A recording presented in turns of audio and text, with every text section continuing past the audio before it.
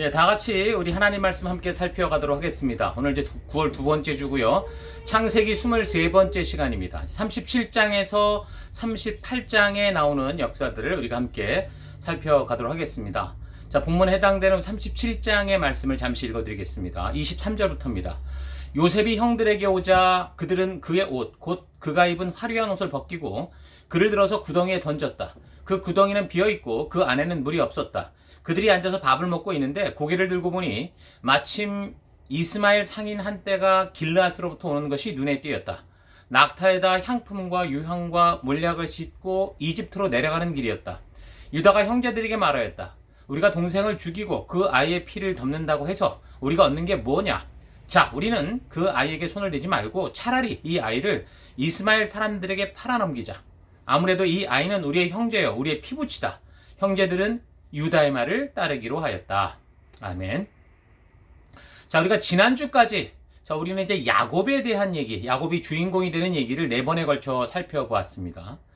창세기의 이 족장사 이야기는 복을 어떻게 받느냐, 선택을 어떻게 받느냐 이런 얘기가 아니라 바벨탑 사건으로 지금 하나님의 통치를 거부하고 온 세상이 지금 죽음의 길, 그러니까 지옥의 길로 가버린 그런 상황 속에서 하나님께서 하나님의 부르심을 듣는 그런 사람들을 통해 하나님으로 말미암는 그 창조의 백성된 정체성을 바르게 알게 하셔서 그래서 그들로 말미암아 하나님 나라를 세워가시는 그런 이야기다라고 했습니다. 자, 그래서 이야기 속에 등장하는 인물들의 이 삶을 통해서 우리는 어떤 것이 믿음의 삶인지, 하나님은 어떤 분이시고 어떻게 그 부르신 백성들로 하여금 그 자신의 정체성을 알게 하시는지에 대해서 우리가 주목하면서 이 성경의 이야기를 계속 잘 살펴가야 된다고 그랬죠.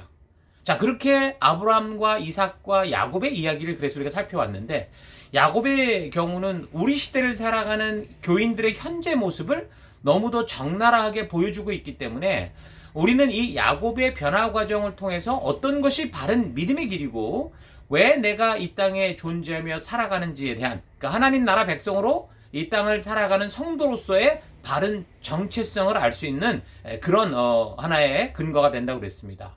자, 그래서 계속해서 이제 그 야곱의 귀를 잇는 이야기 37장부터는 야곱의 아들들의 이야기입니다. 자, 그런데 37장 2절에서는 뭐라고 얘기합니까? 야곱의 역사가 이러하다라고 먼저 언급하는 것을 보면 이 37장에서부터 계속되는 이야기들은 야곱이 만들어 놓은 인생의 연장선의 이야기가 어떻구나라는 것을 보여주는 그런 거라고 볼 수 있겠죠.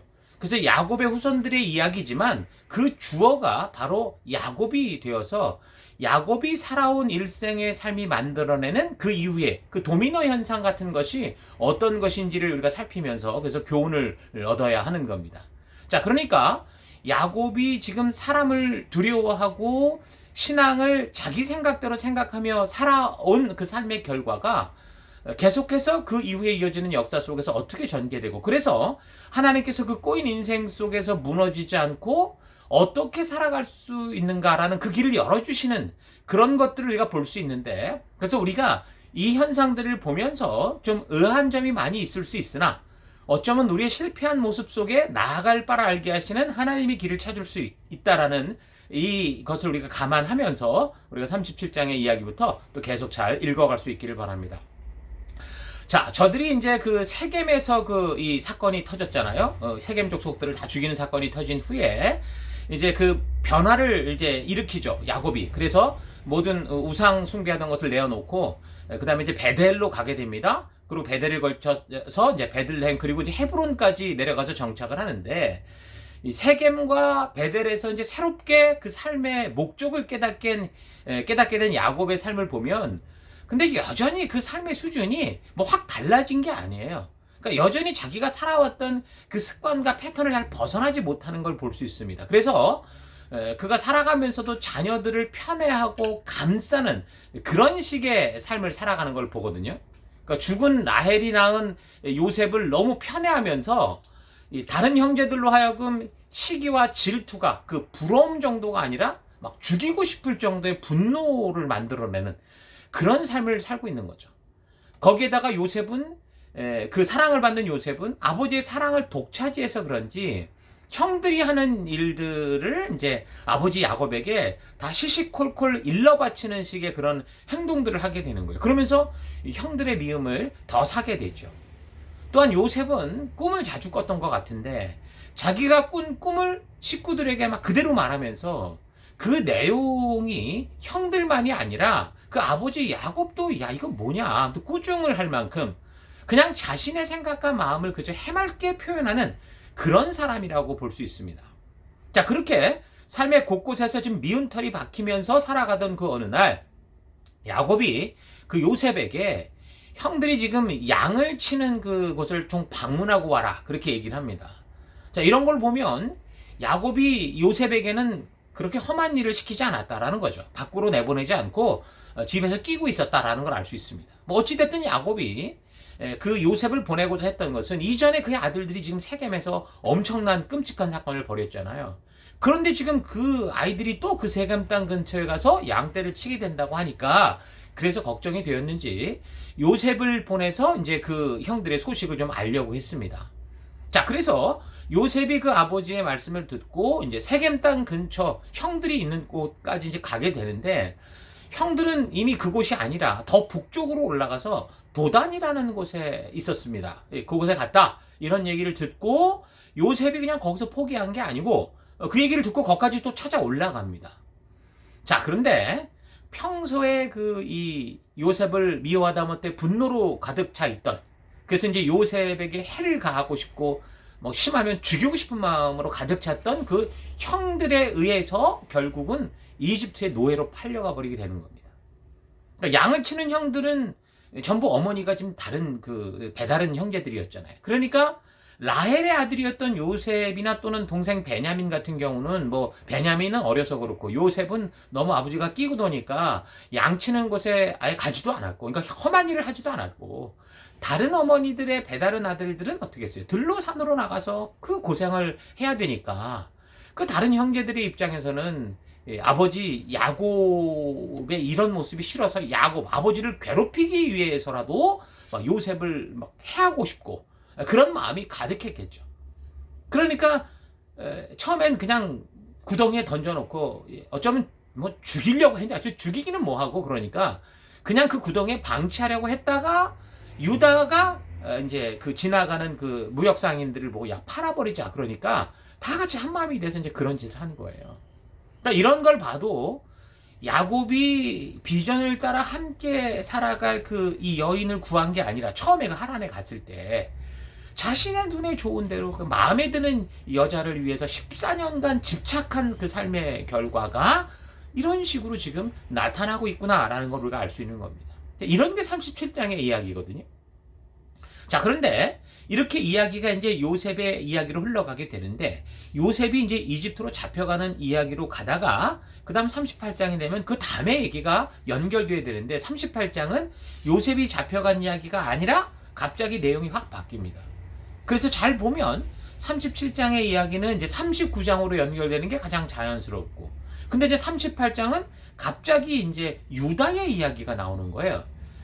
그래서 야곱에서 요셉의 이야기로 전환이 되다가 갑자기 38장에 유다의 이야기가 나오는 것으로 인해서 어떤 분들은 이제 이 부분은 후대 편집 때 끼어든 거다. 뭐 아니다. 이런 말도 많고요.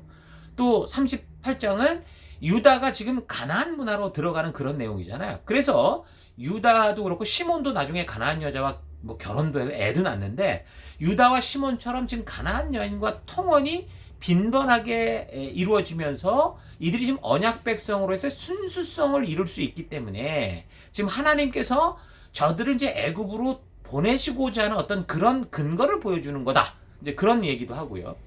그리고 이제 신약의 역사를 아는 입장에서는 지금 이렇게 예수님의 혈통 속에 이 이야기가 나오거든요. 그래서 예수님의 혈통을 잇는 계보가 왜 이렇게 흘러갔는가라는 걸 보여주기 위해서다. 그렇게도 얘기를 합니다. 그런데 뭐 우리가 아는 것처럼 이 창세기는 모세가 저자다라고 우리가 이렇게 보고 있으니까 뭐 신약의 역사까지 아는 입장에서까지 보는 건 일단 우리가 뭐 접어둬야 될 것 같고요. 어쨌든 근데 이제 여기 38장에서 지금 유다 이야기가 나온다라는 겁니다. 그런데 이 유다 얘기를 보면 너무 형편없는 얘기예요. 아니 굳이 뭐 이런 얘기를 여기다 꼭 넣을 필요가 있을까라는 의문이 생길 정도의 그런 이야기. 만약에 누군가가 이 이스라엘이라는 족속을 좀 좋게 편집하려고 했다면 이렇게 하지 않았겠죠. 오히려 거꾸로 이 성경을 무너뜨리고 이스라엘 족속에 대한 어떤 이 현실을 막 드러내서 좀 까놓고 싶은 그럴 정도의 이야기인데, 그러니까 간단하게 요약하면 어떤 얘기냐면 시아버지 그 유다가 며느리 다말과 관계를 가져서 자녀를 낳게 되는 얘기예요. 그래서 이제 세상은 이런 성경을 보면 이게 무슨 세상 말종의 얘기지, 뭐 성경에 이런 얘기가 나오냐, 이런 유다 얘기를 근거로 성경이 현대 막장 드라마다 못한 그런 이 저질이다, 뭐 이런 식으로 욕을 하기도 하고, 실제로 우리의 좀 오래된 유교 사상에 있었던 분들은 좀 성경을 믿어보려고 읽다가 이런 데서 그냥 덮어버리는 그런 일도 많았다고 그래요. 사실 우리가 살피는 족장사의 그 인물들을 지금 잘 살펴보면 어떻습니까? 믿음의 조상이라고 하는 아브라함도 어떻게 했어요? 결국 이복 동생하고 결혼을 한 거잖아요. 그리고 야곱 같은 경우는 한 자매를 동시에 아내를 얻게 되고요. 그러니까 성경의 이야기를 좀 우리가 오늘의 시점에서 보면 모든 얘기가 좀 막장의 끝을 보여주는 것 같은 그런 거를 많이 보여주거든요. 그런데 이걸 알면서도 왜 성경은 거기에 덧붙여서 유다가 며느리와 관계를 가지는 이런 막장 드라마 같은 것을 그냥 대충 얘기도 아니고 가감없이, 그것도 아주 자세하게 보여주는 걸까요? 여러 가지 이유가 있겠지만 무엇보다 이런 이야기를 통해 알 수 있는 분명한 사실은요, 하나님의 언약 백성이 되는, 구원받는 백성이 되는 것은 사람의 의나 공로로 되는 게 절대 아니다라는 것을 일단 알게 한다는 겁니다. 그러니까 성경은 애초에 처음부터 믿음으로 살아가는 삶에 대해 이야기를 하고 있는 거지, 뭐 사람의 공로나 뭐 신앙적 율법적 행위가 얼마나 거룩해서 구원을 받는다, 그런 거는 꿈도 꿀 수 없는 그런 이야기가 성경에서 시작하는 믿음의 얘기인 거예요. 그래서 우리가 이 창세기를 잘 살피면 진정한 믿음의 삶이 무엇인지 확실하게 알 수 있게 되죠. 그래서 사도 바울 같은 경우 신약에서 믿음에 대한 얘기를 할 때도 바로 이 이야기, 창세기의 이야기, 아브라함의 이야기를 통해서 그 믿음이 무엇인지를 설명하고 있는 거예요. 자, 그렇다면 사람의 의지와 상관없이 하나님이 이런 역사를 다 만들어 놓고 조작을 해놓은 상태에서 이게 이렇게 가기로 했기 때문에 이런 일이 벌어지는가라는 거에 대해서는 어때요? 우리가 지금까지 이제 하나님이 일하시는 방법을 살펴와서 아는 것처럼 그렇지 않다는 거죠. 우리가 계속 아브라함으로부터 인물에 대해 살펴오면서 이야기한 것처럼 하나님의 은혜는, 하나님의 그 부르심은 누구에게나 동일하게 다가가는데, 근데 그 하나님의 은혜를 믿고 받아들이는 사람, 그 약속 가운데 나오는 사람, 반응하는 사람들을 통해서 그 이야기가 흘러간다라고 했습니다. 그러니까 성경의 처음인 창세기에서만 이런 이야기를 보여주고 있는 게 아니라요, 성경의 모든 과정, 이 계시록에까지 이런 이야기를 합니다. 3장 20절 계시록, 볼지어다 내가 문 밖에 서서 두드리노니 누구든지 내 음성을 듣고 문을 열면 내가 그에게로 들어가 그와 더불어 먹고 그는 나와 더불어 먹으리라. 내가 네 문을 부수고 들어가겠다가 아니라 두드린다라고 말씀하죠. 분명하게. 그러니까 우리가 우리의 자유의지를 가지고 하나님이 부르신 그 은혜에 스스로 반응을 해야 된다라는 게 성경의 처음부터 마지막까지 변함없이 우리에게 전하고 있는 메시지입니다. 그러니까 하나님의 부르심에 전혀 귀를 기울이지도 않고 있는데, 하나님이 그 사람을 억지로 뭐 이렇게 붙들고 끌어서 행하는 그런 식의 이야기가 아니고요. 성경의 이야기는 비록 음성을 듣고 문을 여는 그 사람들의 수준이 너무 바닥이야, 야곱같이 형편없어도 하나님의 부르심에 일단 반응하고 그 하나님의 언약을 따라, 그 약속을 따라 순종하는 길로 나아가는 사람들을 통해서 하나님은 일하시고 하나님의 나라를 세워가고 있는 거예요. 그 수준 낮은 사람들을 일으켜 가시면서 그 일을 해가시는 거죠. 그렇다면 왜 성경은 이렇게 어떻게 보면 하나님의 실패 같은 이야기들을 그대로 보여주고 있을까요?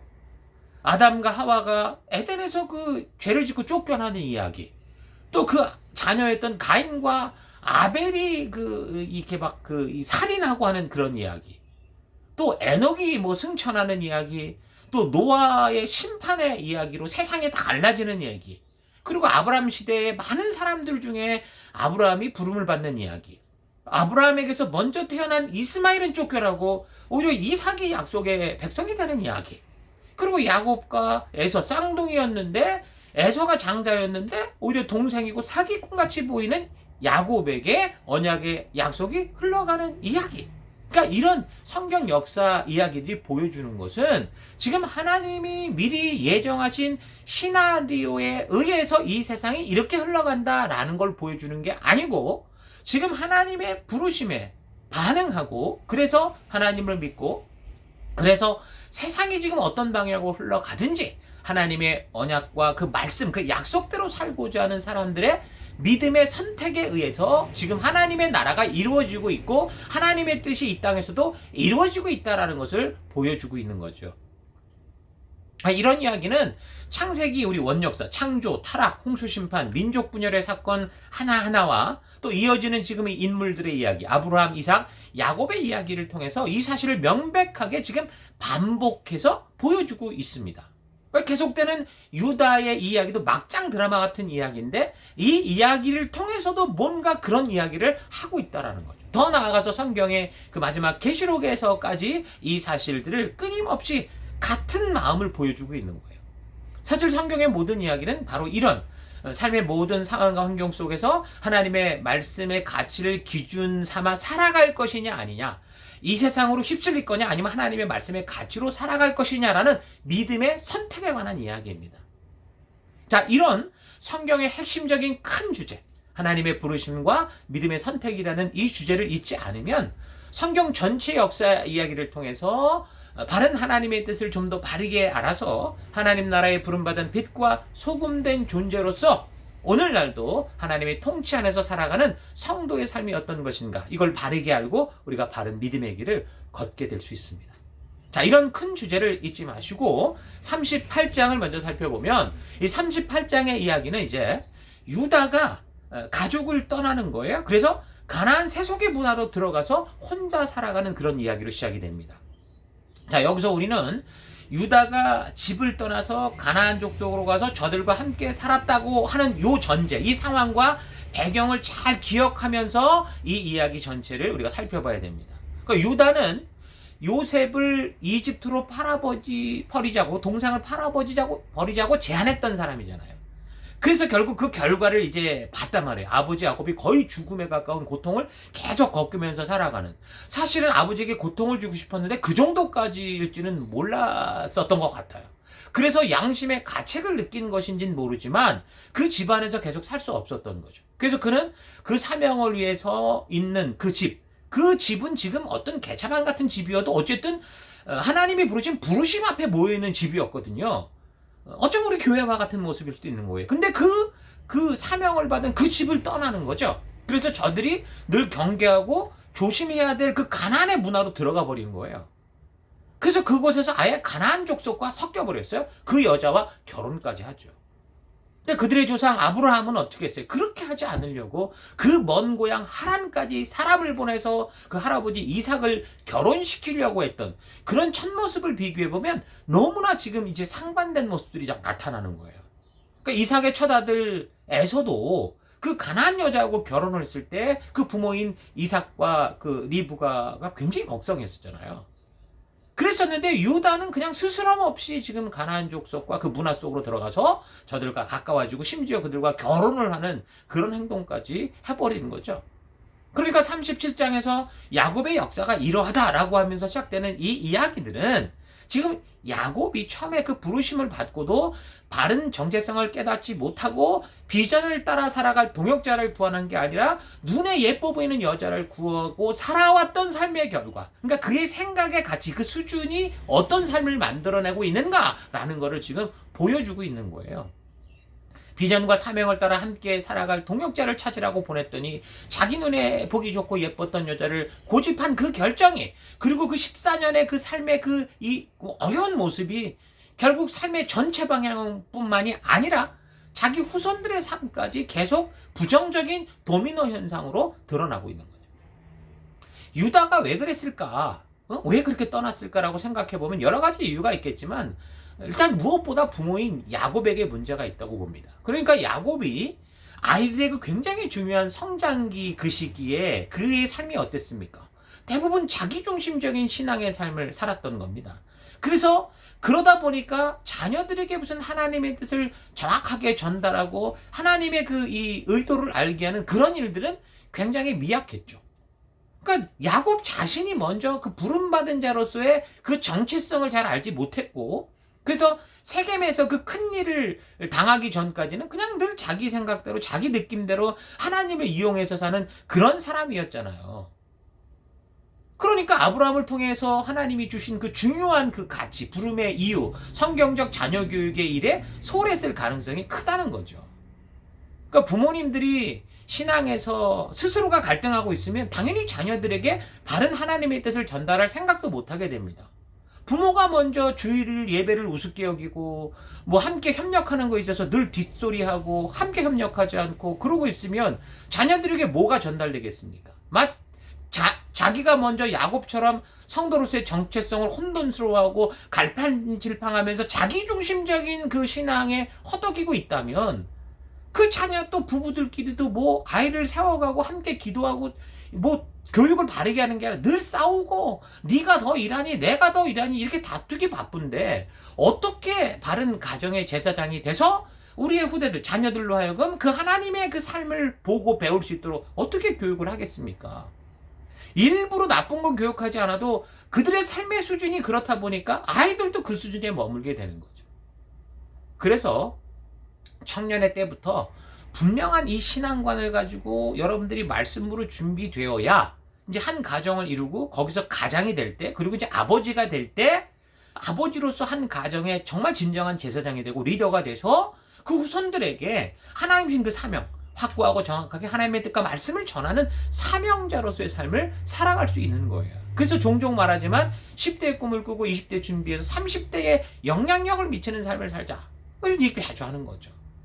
처음부터 10대부터 20대부터 준비되지 않으면 여러분 30대는 영향력을 미치는 삶이 아니라 영향을 세상으로부터 받으며 무너지는 삶이 될 수도 있어요. 미치는 삶이 될 수 있어요. 미쳐버리는 삶.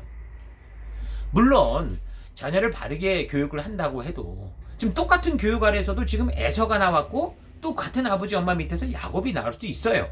근데 적어도 부모로서 우리가 할 수 있는 때에, 그러니까 아이들이 어릴 때 지금 한참 그 부모의 삶을 그대로 그냥 흡수하듯이 빨아들인 그런 0세부터 한 5세 그런 사이 이럴 때 아이들의 어린 시절 그러니까 확고한 믿음, 하나님이 주신 언약을 바르게 전달할 책임은 분명히 있는 거예요.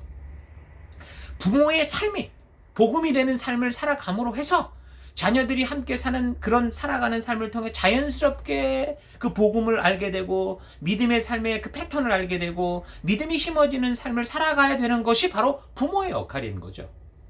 이 시대의 전문적인 기술 교육은 학교 기관이 하고 있고 거기를 이용한다고 하지만 여러분 성경 교육, 성경 가치에 따라 살아가는 교육, 하나님의 백성답게 살아가는 교육은 부모가 해야 되는 거예요. 교회 교육기관이 뭐 어느 정도 감당하겠지만 제대로 자녀를 성경으로 교육하는 것은, 성경적 가치를 따라 살게 하는 것은 가정에서 부모들이 그 성경적 가치를 따라 먼저 말씀대로 살아가는 삶을 살아감을 통해서 그 일을 이루어가는, 그게 하나님이 주신 부모로서의 사명인 거예요. 자녀 교육이 쉽지 않습니다. 말처럼 뭐 글처럼 책처럼 되지 않는 건 분명해요. 그러나 그래서 전혀 교육을 하지 않고 그냥 방목하듯이 자라게 하는 것, 나도 세상에 관심 갖고 세상 유행 따라 사는 것과 좀 더 지혜롭게 바른 교훈을 전달하기 위해서 우리가 하나님의 가치를 저들의 삶에 심기 위해서 노력할 수 있는 것까지 최선을 다하는 것, 이거는 전혀 다른 거죠. 하나님의 부르심을 아는 부모로서 아이들이 출생할 때부터 저들이 성장하여 성인이 되기 전까지 스스로가 살아가는 선택을 할 수 있는 그 선택의 길로 나아가기 전까지 우리는 최선을 다한 성경과 역사와 믿음에 대해 교육해야 되는 거예요. 그게 부모의 사명인 겁니다. 그게 바로 아브라함을 선택한 이유다라고 하나님이 분명히 말씀하셨잖아요. 그리고 나서 이제 아이들이 성장하게 되면 그 다음 아마도 자아가 형성되는 사춘기 이후가 되지 않을까요? 이 아이들이 스스로 선택을 따라 삶을 결정하고 이제 살게 되는데, 근데 그 결과가 이제 에서가 되든 야곱이 되든 그건 이제 애들의 몫이에요. 그러니까 지금도 우리가 아이들에게 이게 유아 세대라는 걸 하는데 보통 그렇게 하진 않지만, 만약에 유아 세대를 받았던 교단 같은 경우도 지금처럼 아이가 스스로 자기가 선택하며 살 수 있는 그 나이, 보통 중학교 2, 3학년 정도로 보는데, 그때가 되면 그 스스로가 이제 하나님의 백성답게 네가 받은 이 유아 세대를 너의 그 부르심으로 믿고 살아갈 거냐라는 선택권을 주거든요. 아이들의 몫이에요, 그때부터는. 물론 부모가 자녀가 떠날 때까지 끊임없는 교육을 하는 건 당연한 거지만, 그러나 어쨌든 아이들이 스스로 이제 선택할 수 있는 나이가 될 때까지는 어쨌든 우리 부모에게 큰 책임이 있는 거죠. 여기 청년이 되고 지금 성년이 된 우리 자녀들이 있는데, 여러분이 살아가면서 이제는 부모 핑계대고 세상 핑계대고 뭐 하나님의 부르심을 외면하고 거절하는 그런 삶들이 당연한 것처럼 살아가서는 안 돼요. 늘 부모가 여러분을 천국까지 데려가는 게 아니에요. 이제는 여러분 스스로가 선택할 수 있어요. 여러분 스스로가 모든 걸 선택하고 살고 있잖아요. 세상에 많은 것에서 마음대로 살고 있잖아요. 마음대로 산다는 게 여러분 선택한 대로 가고 있잖아요. 그것처럼 이제 하나님께서 여러분 부모를 통해 부르신 그 부르심 앞에 여러분들도 믿음으로 스스로 반응하고 믿음으로 스스로 선택하며 나아가는 그런 삶, 다니엘과 같은 그 바른 믿음의 삶을 선택하며 살아가야 되는 거예요. 여러분 잊지 마십시오. 남 핑계, 교회 핑계, 다른 핑계 대지 마시고 이제 하나님의 부르심과 초대 앞에 이제 반응하시고 그 믿음 앞에 나아가시고 그 믿음 말씀 따라 살아가는, 선택하는 그런 여러분들 되기를 바랍니다. 믿음의 후손은 여러분 결코 혈통으로 흘러가지 않아요. 아브라함이 믿음의 조상이었다고 해서 그의 아들들이 전부 저절로 믿음의 사람이 됐느냐? 그렇지 않습니다. 이삭도 스스로 하나님의 부르심 앞에 응답하여 나갔기 때문에 믿음의 통로가 된 거고, 야곱도 비록 시간이 오래 걸려서 바른 길로 돌아왔지만 어쨌든 그 스스로 계속 부르심에 응답하며 나아갔기 때문에 계속된 믿음의 통로가 되는 거예요. 그런데 이제 야곱 같은 경우 부르심을 받고도 자신의 정체성을 바르게 알지 못하고 자기중심적인 삶을 살면서 하나님이 그 아브라함을 부르시며 의도하셨던 자녀를 받은 성경교육을 통해서 말씀의 가치를 따라 살아가는 그런 삶으로 나아가게 해야 되는데, 자기 자신이 그렇지 못하면서 믿음의 후손으로서의 흐름이 자칫하면 거의 끊어지고 말 것 같은 그런 삶까지 살았던 거죠, 야곱은. 사실 예수님이 오시게 될 믿음의 족보, 다윗으로 이루어지는 족보를 이렇게 잘 보면요, 이제 우리가 살피겠지만 유다의 이름으로 이게 흘러가는 것처럼 보여도 사실상 이 야곱의 아들 유다도 아니에요. 오히려 다말이라고 하는, 이제 우리가 살피는 이 가나안 여자를 통해서 흘러가는 걸 볼 수 있어요. 아브라함으로 시작된 혈통적 믿음의 족보는요, 사실상 내가 볼 때 야곱 때문에 그 야곱 이후 그냥 끝이라고 봐도 저는 무방하다고 봅니다. 그러니까 정말 하나님 나라는 하나님의 약속과 언약을 붙들고 믿음으로 순종하며 살아가고자 하는 그런 사람들에 의해서 이어져 가는 것이죠. 그게 바로 믿음의 족보고, 그게 바로 예수님이 탄생하는 그 믿음의 끝이 되는, 믿음의 통로가 되는 걸 볼 수 있어요. 하나님을 믿는 사람들이 한순간에 타락해서 하나님을 배반하고 뒤돌아서는 경우는 거의 없습니다. 하나님의 말씀을 소홀히 여기고 교육되지 않을 때 점차적으로 정체성을 잊어가요, 처음에. 그러다가 하나님의 언약과 약속을 자꾸 망각해가고 소홀히 여기고 무시하다 보니까 서서히 세상의 문화와 그 욕심이 그 마음속으로 자리 잡고, 그렇게 시간이 흘러가다가 결국에는 무너지게 되는 겁니다. 그런데 야곱으로부터의 역사는 하나님께서 아브라함을 택하셨던 성도로서의 존재의 목적을 잊고 살 때에 어떤 결과가 오는가, 우리의 그 중요한 그 삶의 존재의 이유를 보여주는 거죠. 창세기 18장 19절 벌써 몇 번을 말씀합니까? 내가 아브라함을 선택한 건 그가 자식들과 자손을 잘 가르쳐서 좀 바르게 가르치라는 뜻에서 한 거다, 그렇게 얘기하잖아요. 그래서 네 자손이 내가 너와 약속한 이 약속, 이 첫 약속을 지켜간다면 나는 너와 약속한 것을 너의 후손들에게 다 이룰 거다, 그렇게 말씀하시잖아요.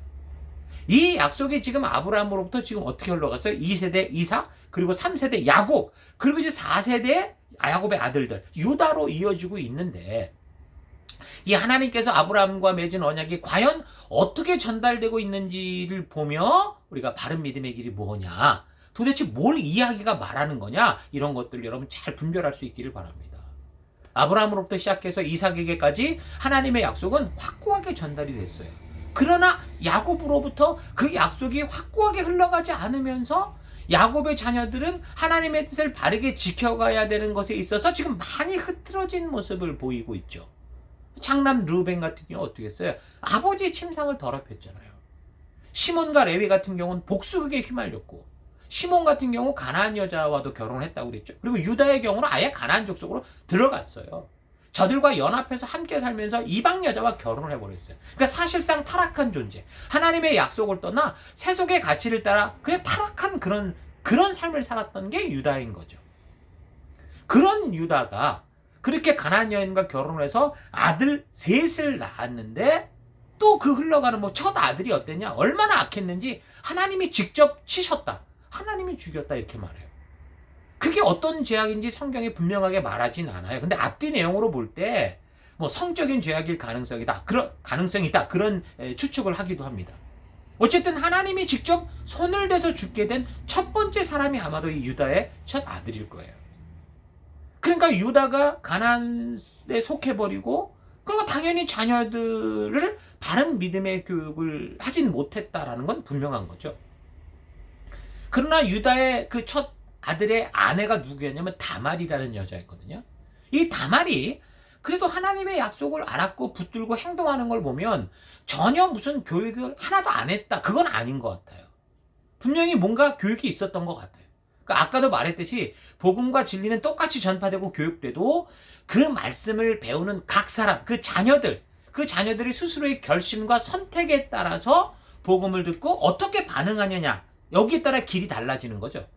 에서와 야곱이 전혀 다른 길을 걷듯이 유다의 첫 아들 엘과 그 며느리였던 다말, 엘의 아내 다말 같은 여자, 부부면서도 같은 이야기를 듣고 완전히 다른 길을 걷게 됐다는 거예요. 그러니까 가나안 문화 속에서 자라왔던 다말이라는 여자는 시아버지 그 유다에게서 들은 그 하나님의 약속과 언약을 듣고 어떻게 한 거예요? 마치 이삭의 아내 리브가가 그 아브라함의 이야기를 듣고 믿음의 여인이 되는 것처럼 이 다말은 그 남편보다 그리고 그 이야기를 전해준 시아버지 유다보다 오히려 더 그 하나님의 약속과 언약을 소중히 여기면서 하나님 나라에 대한 소망을 붙드는 그 믿음의 삶으로 나아가는 거죠. 그러나 같은 복음의 소식을 듣고도 그 남편 유다의 장자 엘 같은 경우는 하나님의 그런 부르심과 역사를 무시했고 오히려 가나안의 심판받을 문화를 따라 살아가다가 무슨 죄를 졌는지 하나님의 즉각적인 심판을 받는 그런 삶을 살 지경이었습니다. 그러니까 저희도 두려운 거죠. 지금 우리가 믿음 안에서 이렇게 이 멜번 시티 교회 1세대를 이루고 우리 자녀들이 지금 이제 결혼도 하고 커가고 있는데 이 아이들이 지금 어떤 모습이 될까? 이삭처럼 될까? 야곱처럼 될까? 아니면 지금 야곱의 이제 유다의 아들 엘처럼 될까? 두려운 거죠. 야곱의 이야기부터도 각 역사의 사건을 통해 하나님의 뜻을 분별하기가 조금 난해할 수 있는데 지금 그 자녀들의 이야기로 가면서 더더욱 분별이 힘들 수 있지만 이미 우리가 아브라함으로부터 살펴왔던 그 하나님의 뜻을 따라 살아가는 사람들의 그 행함과 역사를 통해서 하나님이 알게 하신 그 믿음의 원리, 지금 하나님이 일하시는 이 사역의 원리를 잘 기억하면 지금 이야기가 점점 복잡해 보이는 이야기 같아 보이나 그러나 그 안에서 하나님은 변함없이 지금 하나님의 뜻, 하나님의 그 의도를 우리에게 보여주고 있다는 걸 우리가 알 수 있을 겁니다.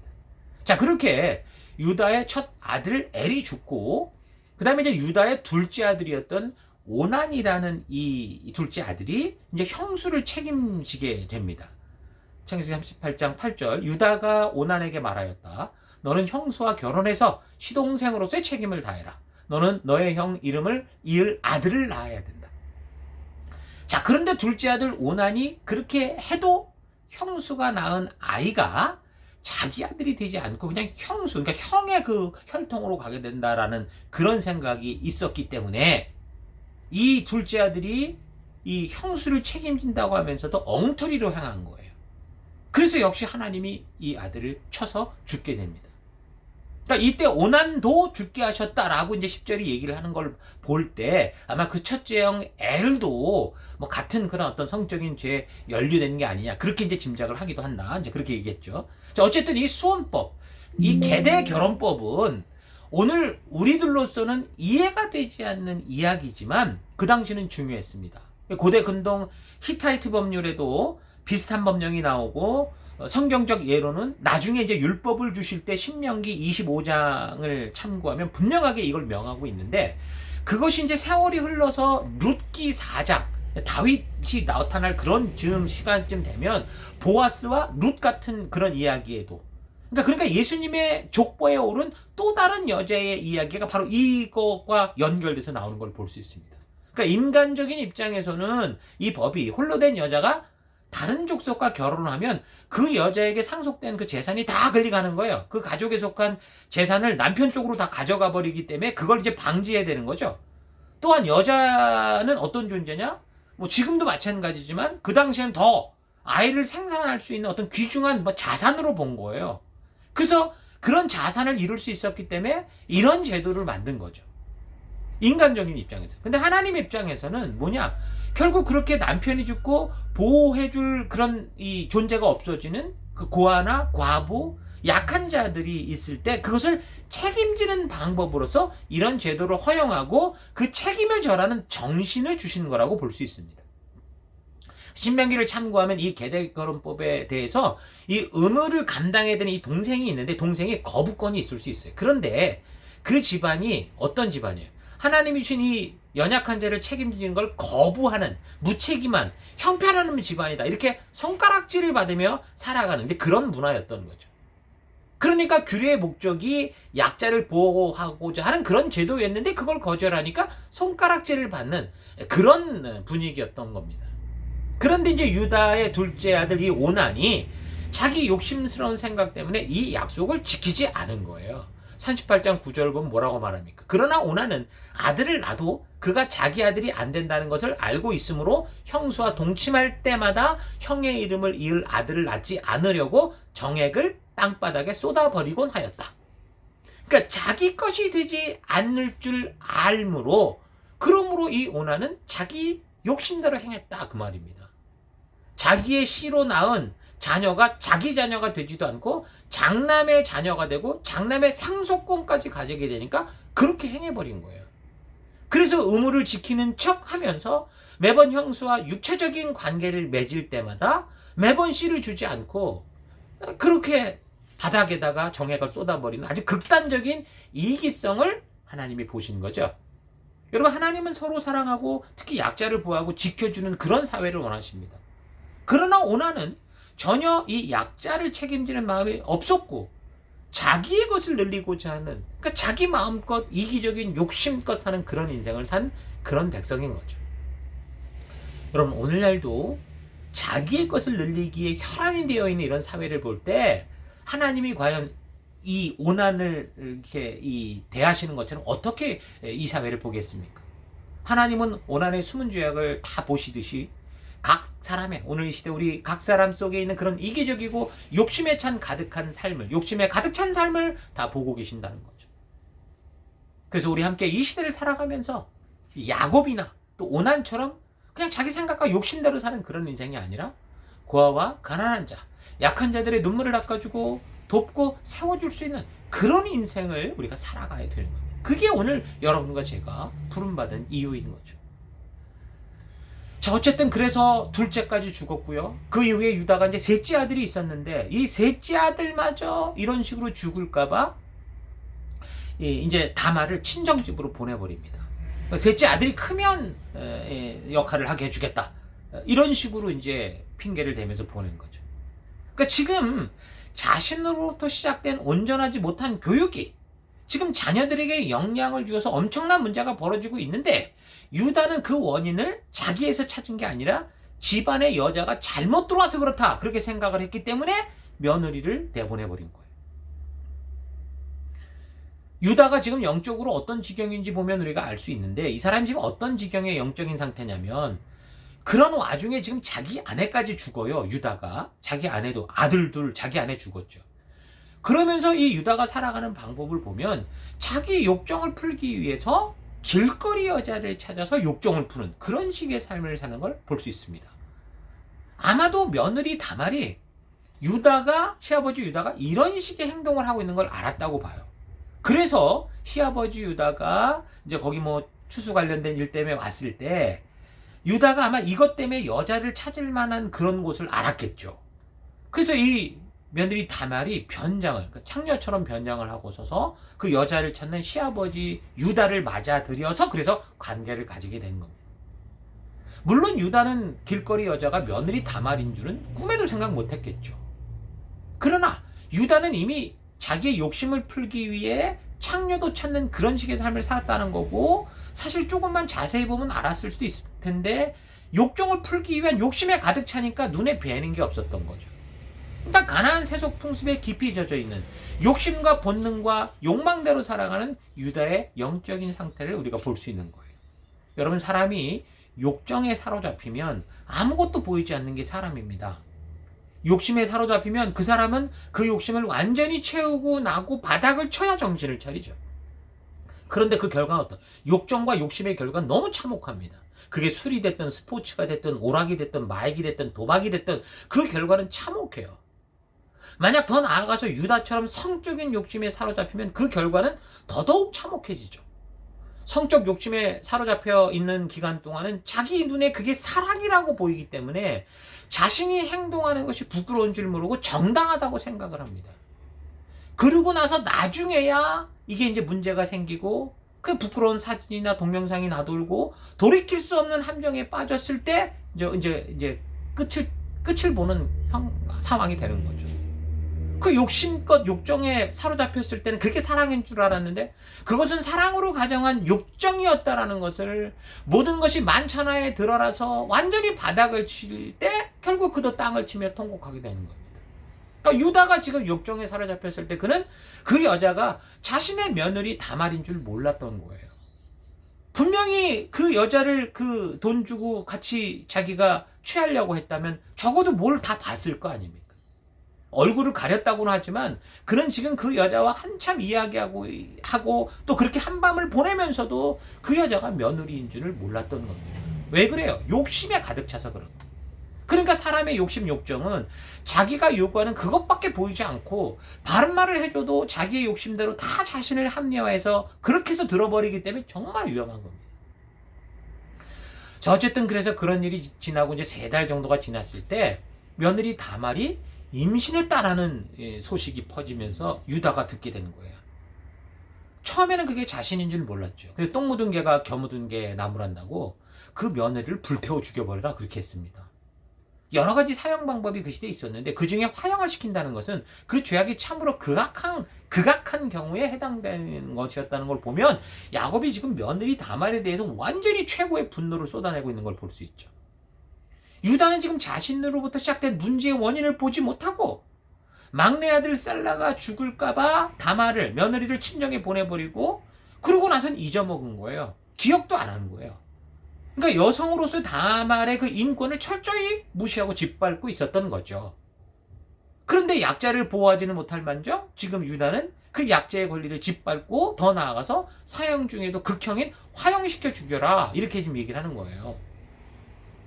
그런데 이제 점차 그 원인이 드러난 거죠. 그러니까 유다는 지금 그게 나였다라는 것을 알게 되면서 어디에도 고개 들지 못할 그런 존재가 되는 겁니다. 사실상 유다 지파가 뭐 다윗의 혈통이고 뭐 메시아가 오신 지파라고 이렇게 우리가 너무 찬양하고 그러는데 사실 그 지파가 명맥을 유지할 수 있었던 것은 유다가 아니었어요. 오히려 며느리 다말로 인해서 이게 이어진 거지, 유다는 완전히 세속화된 방탕하는 삶을 사는 그런 존재였습니다. 하지만 유다가 이제 이런 식으로 바닥을 치고 나서는요, 회개를 합니다.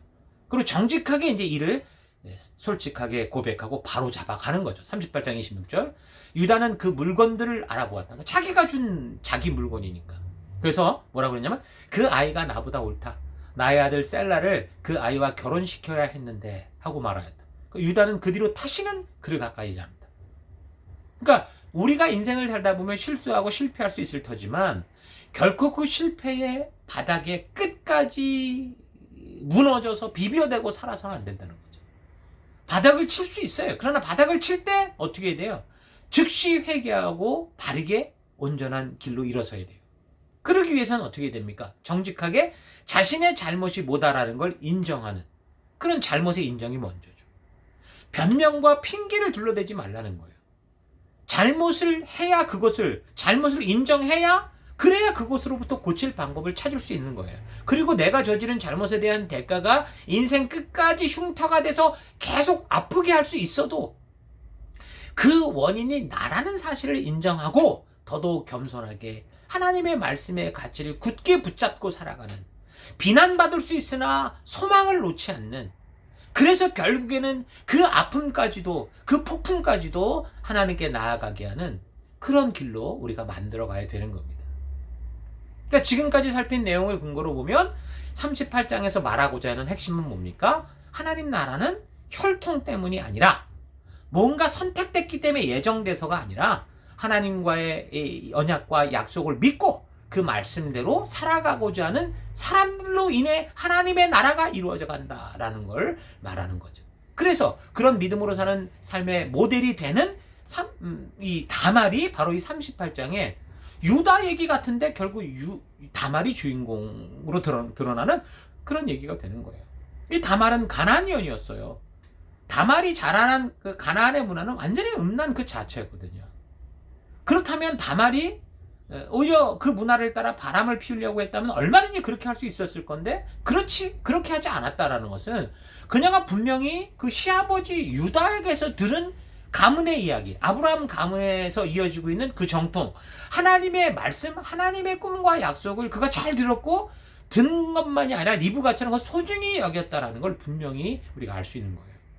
그냥 대충 알고 있는 정도가 아니라 그 하나님의 말씀대로 해석하는 거, 그 법이 어떻다라는 것까지 알았기 때문에 시아버지 유다가 셋째 아들을 주지 않을 때 시아버지를 통해서라도 그 혈통을 이어갈 수 있는 그런 사실을 알고, 그 당시 법적으로도 문제가 되지 않을 어떤 선 안에서 그가 행동을 하는 거죠. 물론 법적 해석에 문제가 없다고 해도 다말이 이래도 된다, 성경이 지금 이걸 말하는 건 아니에요. 그러나 그런 행동이 법적 해석으로는 불법이 아닐지 몰라도 통념상 그것은 인간 사회에서 용납되지 않는 거죠. 그 사람들이 손가락질을 당하고 심하면 매장을 당할 수도 있는 그런 일이긴 했어요. 그래서 우리는 이 다말이라는 이방 여인의 부독독해 보이는 이 행동을 굳이 이렇게 성경에 적어서 우리에게 보여주고 말하고자 하는 메시지, 하나님의 의도가 뭘까라는 걸 잘 파악할 수 있어야 돼요.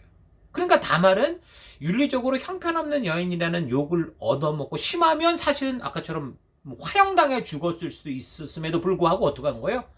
하나님이 약속하신 그 약속을 믿은 거였고, 비록 형편없는 방법이었어요. 그러니까 그런 식으로 하는 건 참 형편없는 방법을 생각해냈지만 하나님의 약속을 지키고자 했었다라는 거, 이건 우리가 잘 기억을 해야 되는 겁니다. 예수님의 족보를 거꾸로 파악해보면 유다가 다말에게서 낳은 베레스라는 아들로 혈통이 연결되는 걸 보는데, 유다는 비록 아들 둘은 죽었지만 사실 막내 아들 셀라가 남아 있었잖아요. 그런데 성경은 아브라함으로 시작된 하나님 나라를 세워가는 믿음의 혈통이 유다의 그 셋째 아들이 아니라 며느리 다말을 통해서 그녀가 낳은 베레스라는 아이를 통해서, 그 아들을 통해서 흘러가는 걸 보여주고 있습니다. 뭘 말하는 걸까요? 오직 하나, 같은 하나님의 은혜가 다가와도 그것을 믿음으로 받고 하나님의 언약과 말씀대로 살고자 하는 사람을 통해서 하나님의 뜻이 흘러간다라는 걸 알 수 있습니다. 늘 말하지만 성경은 구원에 있어서 각 사람의 종교적 능력, 실력, 완벽함을 말하는 게 아니라 믿음을 말하고 있는 거예요. 다말은 가나안이었어도 시아버지 유다 가문에 대해서 알았고, 아브라함을 통해 흘러가는 하나님의 약속을 듣고 무엇을 지켜야 되고 그렇지 않은지를 알았던 사람이죠. 그런 가문의 이야기를 통해 하나님에 대해 들을 때 무슨 그런 개뿔 같은 이야기가 있냐, 그런 식으로 무시하고 외면하지 않았고 신중히 그 살아계신 하나님을 믿었고 하나님의 약속을 마음에 담았고 그 말씀대로 순종하고자 함으로, 그래서 그 약속을 따라 하나님 나라를 소망하며 소망하는 사람으로 살아가는 사람으로 그래서 섰던 여자인 거죠.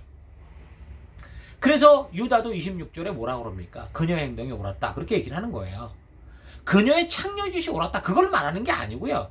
그 말은 유다조차 잊고 있었던 하나님의 의도, 하나님의 말씀을 그녀는 알고 있었고, 그 말씀대로 나아가기 위해서 법이 허용하는 한계 안에서 자기 목숨을 내어놓는 순종하는 그 삶이 옳았다라고 말하는 거예요. 그 하나님의 뜻은 아는데 그것을 지켜가는 일이 있어서 그 방법이 리브가나 야곱처럼 좀 어리석은 방법을 택하는 것이 계속 아쉬움으로 남기는 해도, 이런 이야기를 통해서 우리는 어떻게 해요? 이제 보다 더 믿음으로 살아가는 방법이 뭐냐? 하나님께 구원을 얻는 믿음의 방법은 뭐냐? 하나님이 나와 일하시는 방법은 뭐냐? 하나님의 뜻이 이루어지는 방법은 뭐냐? 하나님의 축복이 이루어지는 방법은 뭐냐? 이런 지혜를 우리가 분명히 배워야 되는 거죠. 38장 본문은 이런 전체적인 상황을 잘 파악하지 못하고 읽으면 아무 이해 없이 그냥 하나님이 택하고 예정한 사람들이 하나님이 미리 계획한 시나리오에 따라 연극을 하는 것처럼 보게 되죠. 그렇게 되면 하나님께서 이 사건을 통해 지금 우리에게 말씀하고 전하고자 하는 그 핵심을 보지 못하게 되는 거예요. 비록 가나안 세속의 문화에 젖어 있던 사람이라고 해도, 다시 말해서 돌이킬 수 없는 죄인이라고 해도 하나님의 부르심을 듣고 하나님께 나와 그 약속과 언약을 따라 순종하며 나아가고자 할 때 하나님은 그런 사람을 받아주시고 그런 사람을 통해서 하나님 나라, 믿음으로 사는 나라를 맡기시고 함께 이루어 가신다라는 거 잊지 마십시오. 그런데 가인과 같이, 에서와 같이 이미 혈통적으로는 그런 은혜의 특혜를 먼저 받았음에도 불구하고 스스로 하나님의 말씀을, 부르심을 경홀히 여기고 끝까지 그 스스로 하나님의 말씀과 약속을 외면하고 자기의 욕심과 본능, 욕정대로 살아갈 때 하나님과 함께 동행하는 길을 갈 수가 없어요. 하나님도 감당할 수 없는 거예요. 여러분, 하나님은 우리의 실력이 아니라 하나님을 믿고자 하는 믿음을 보시고, 비록 사람들이 그래서 다 망가뜨린 삶, 정말 바보 같은 방법을 써서 정말 너무 좀 치명적인 바닥을 치는 것이라고 해도 어떻게 한다고요? 합력하여 선을 이루는 그런 분이다라는 거 잊지 마십시오. 여러분의 형편이 지금 어떤 형편이든 정말 망쳐도 너무 망쳐서 도저히 돌이킬 수 없을 것 같이 바닥에 처박혀 있다고 해도 그곳에서 하나님의 약속을 믿고 우리의 죄를 고백하고 인정하고 회개하면, 그래서 내가 선 그 망가진 자리에서 하나님의 말씀대로 다시 살고자 일어서서 말씀의 가치대로 나아가고자 한다면 하나님께서 여러분을 반드시 독수리 날개치며 날아오른과 같이 영광스러운 존재로 하나님의 나라를 이루어가는 동행자로 세우실 것을 여러분 믿고 그 믿음의 길을 걷는 여러분 되기를 바랍니다. 하나님은 정말 우리 인간들이 에덴 동산에서부터 자기 욕심대로 행해서 벌인 일들로 말미암는 스스로의 힘으로 도저히 뒤룩일 수 없을 만큼 감당할 수 없이 꼬아버린 인류의 인생들을, 인류 역사들을 그럼에도 불구하고 어떻게 했어요? 사랑해 주셨고 회복하려 하셨고, 우리 인간 스스로 회복할 수 없기에 당신이 책임져 주시는, 당신의 목숨을 주시는 그런 하나님이시다라는 거 여러분 꼭 기억하십시오. 구별되어 살라고 보낸 이 가나안 땅에서 그 문화로 들어간 유다가 될 대로 되라라는 식의 삶을 살다가도 결국 이런 사건을 통해 자신의 잘못을 알고 회개하고 하나님의 뜻대로 돌이킬 때 어떻게 하는 거예요? 이미 도저히 스스로 회복할 수 없는 그 상황이 다 멀어졌는데도 하나님은 이 지옥의 불구덩이 같은 곳에서 어떻게 하는 거예요? 다시 약속 가운데 날아갈 생명의 길을 열어주시는 거죠. 그래서 나중에 유다는 보면 이제 이집트의 그 동생 베냐민을 위해서, 이집트에 이제 결국 내려가가지고 요셉한테 막 구걸하게 될 때, 요셉이 나중에 살피겠지만 자기 신부를 밝히지 않았을 때 동생 베냐민을 위해서 어떻게 하냐면, 내가 당신의 종이 될 테니까 이 아이를 살려달라라는 자기를 희생하는 희생의 아이콘으로까지 그렇게 성장하고 발전합니다. 38장의 유다만 기억하면 안 돼요. 계속해서 우리가 유다가 어떤 삶으로 변화되고 있는지를 우리가 잘 볼 수 있어야 됩니다. 자, 그래서 이 38장에 뜬금없이 나온 것 같은 유다의 이야기를 통해서, 그래서 우리는 우리 자신의 삶을 되돌아보고 내가 지금 어디에 있든지, 내 삶이 얼마나 지금 꼬이고 무너져 있든지 우리가 그곳에서 하나님께로 돌아서기만 한다면 하나님께서는 그 무너진 삶의 현장 속에서 다시 길을 열어주실 것이고, 또 우리와 함께 그 길을 걸음에 있어서 격려해 주시고 동행해 주시다라는 거 잊지 마시고, 여러분 힘을 내서 오늘 우리가 보는 이 다말과 같이 이 하나님의 약속과 그 언약을 끝까지 굳건한 믿음으로 믿는 용기 있는 삶을 살아가길 바랍니다. 다말이 뭘 알았겠습니까? 그녀는 듣고 믿은 여자입니다. 보고 믿은 여자가 아니라 듣고 믿은 여자고, 들은 대로 믿음대로 살아갔던 여자예요. 그래서 오히려 하나님의 역사를 보는, 하나님의 통로가 되는 그런 귀한 믿음의 여인이 되었죠.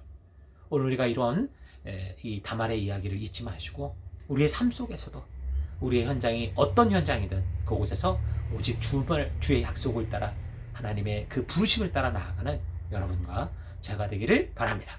자, 우리 다음 주 계속해서 우리 요셉의 이야기 살펴가도록 하겠습니다. 우리 잠시 들은 말씀을 가지고 묵상하며 기도하십니다. 다 같이 묵상하겠습니다.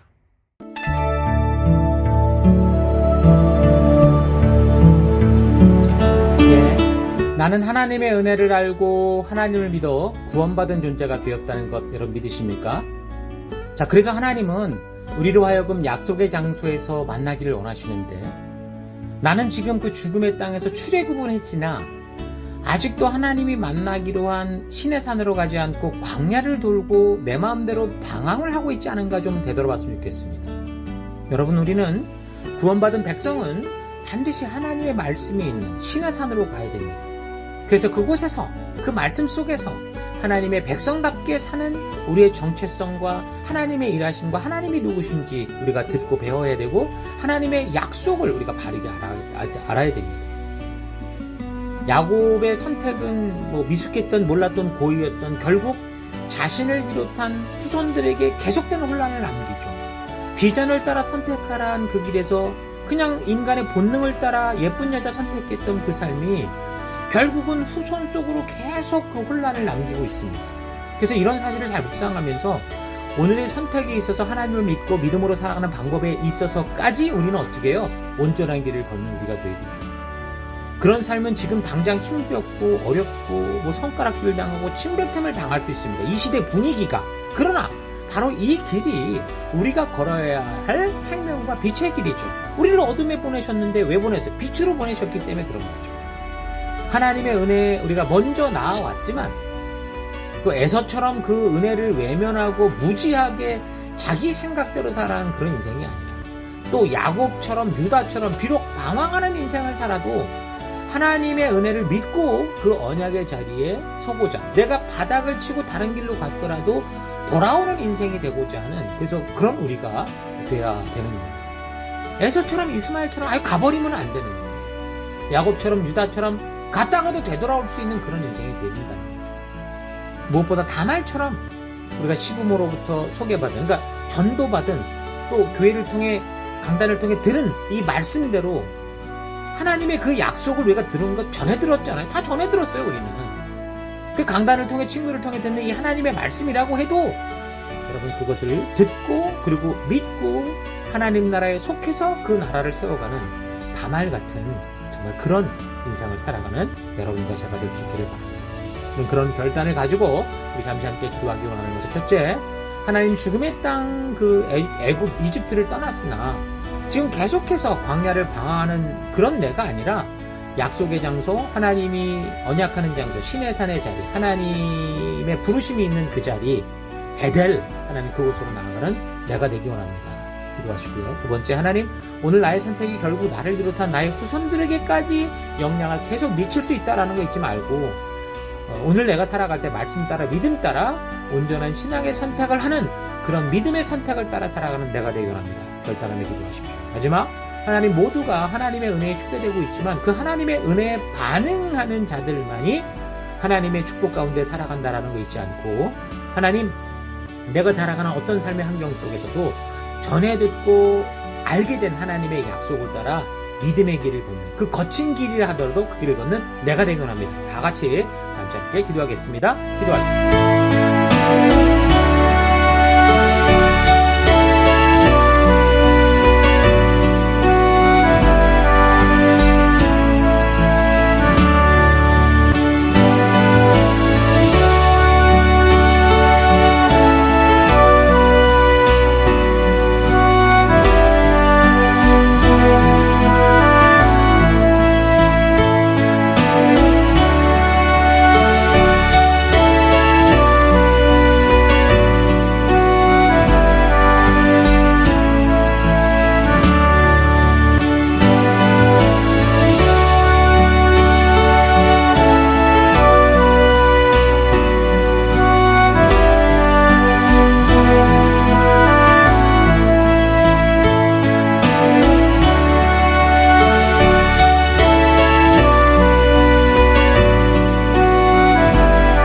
하나님 오늘도 귀한 말씀 주심을 감사드립니다. 오늘 우리 창세기 38장의 그 유다와 다말의 이야기를 통해서 오늘 또 나의 모습이 어떤 모습인가를 우리가 많이 되돌아봅니다.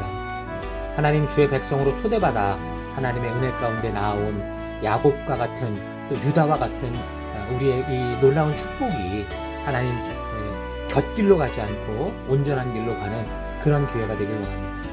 우리가 죽음의 땅 그 애굽을 떠나 분명히 홍해를 건넜는데 우리 하나님이 우리를 기다리시는 그 약속의 장소 신의 산과 그 말씀의 길로 나아가지 않고 내 마음대로 살아가는 광야를 헤매고 있는 그런 삶, 그 고집을 회개합니다. 하나님 용서해 주옵소서.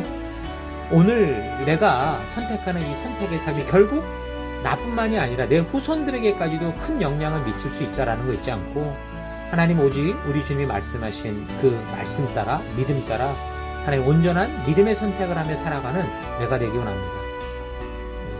이 세상을 살아가는 모두가 하나님의 은혜에 초대되었지만 그 하나님의 은혜에 반응하는 자들, 그래서 그 말씀대로 그 약속대로 나아가는 자들 가운데 하나님의 동행이 있고 하나님의 축복이 있다는 거 잊지 않고 하나님 기꺼이 내가 살아가는 이 삶의 현장 속에서 다른 길이 아니라 하나님이 인도하시는 그 믿음의 거친 길이라 하더라도 그 길로 나아가는 내가 되기를 합니다.